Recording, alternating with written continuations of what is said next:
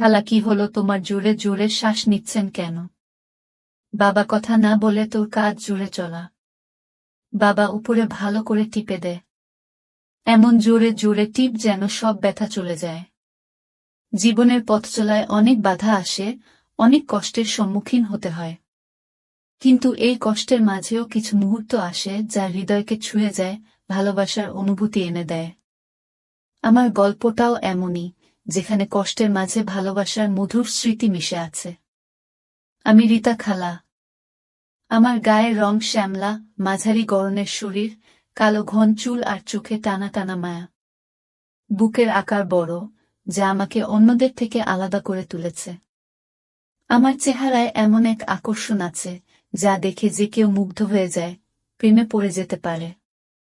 কিন্তু এই সুন্দর দেহের আড়ালে লুকিয়ে আছে অনেক কষ্ট, অনেক বেদনার কাহিনী। আমার জীবন শুরু থেকেই সংগ্রামের।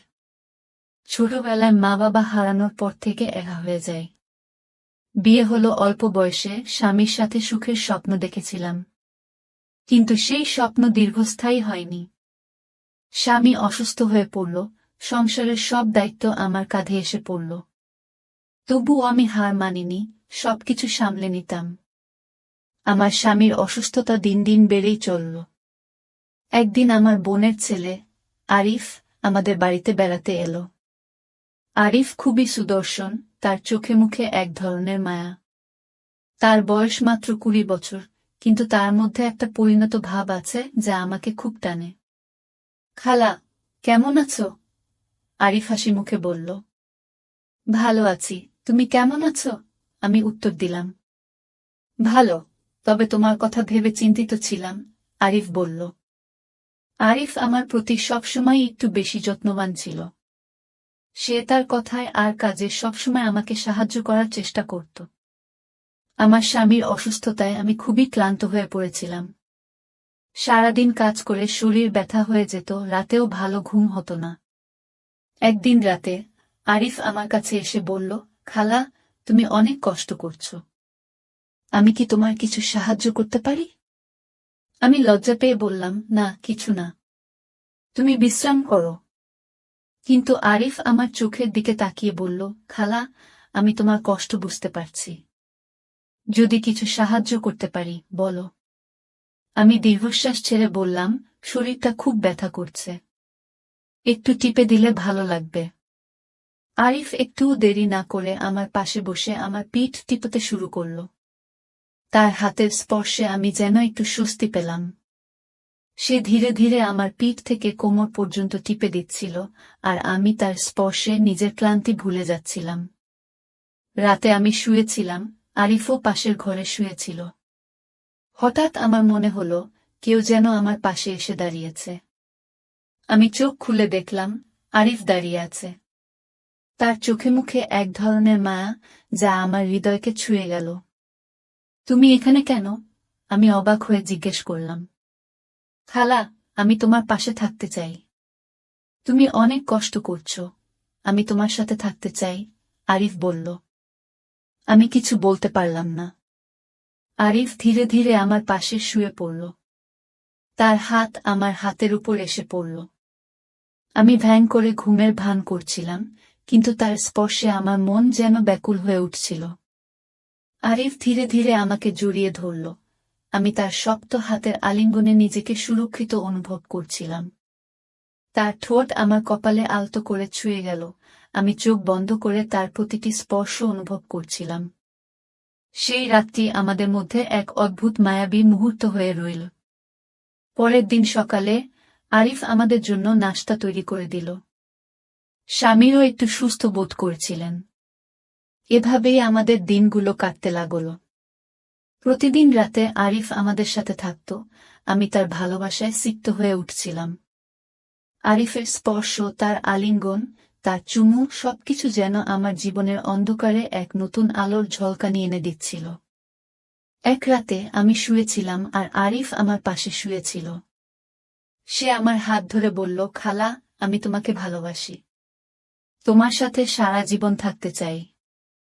আমি অবাক হয়ে তার দিকে তাকালাম। তুমি জানো আমাদের বয়সের ব্যবধান কত? আমি প্রশ্ন করলাম। বয়স শুধুমাত্র একটি সংখ্যা, খালা। আমি তোমার জন্য সবকিছু করতে পারি, আরিফ বলল। তার চোখে মায়া আর ভালোবাসার ঝিলিক দেখে আমার মন নরম হয়ে গেল।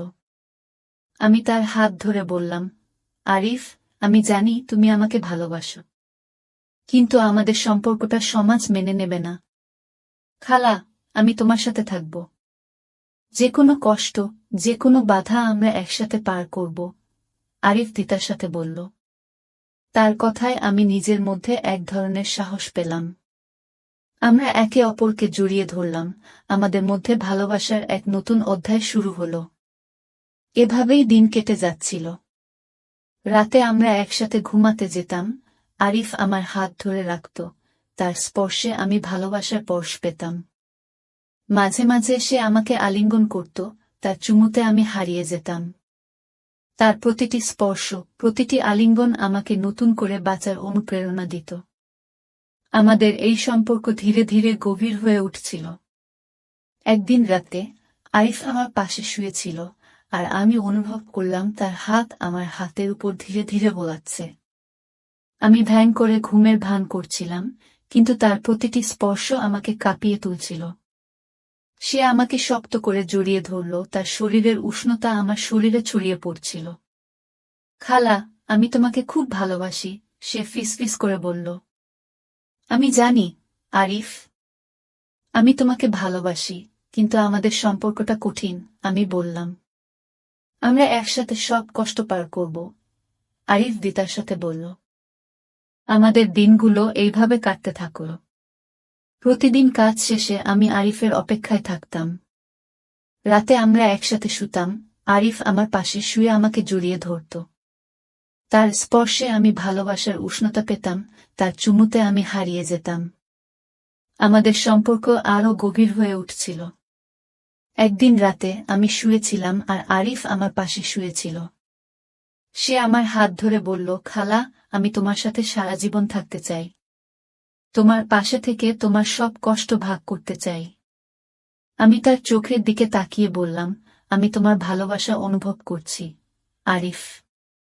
আমি জানি আমাদের সম্পর্কটা কঠিন, কিন্তু আমি তোমার সাথে থাকব। আমরা একে অপরকে শক্ত করে জড়িয়ে ধরলাম, আমাদের ভালোবাসার মুহূর্তগুলো আরও মধুর হয়ে উঠল।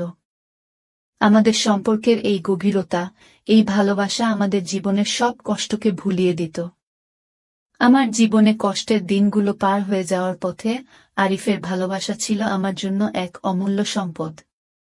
স্বামী ধীরে ধীরে সুস্থ হয়ে উঠলেন, আর আমি আরিফের সাথে নতুন জীবনের স্বপ্ন দেখতে শুরু করলাম।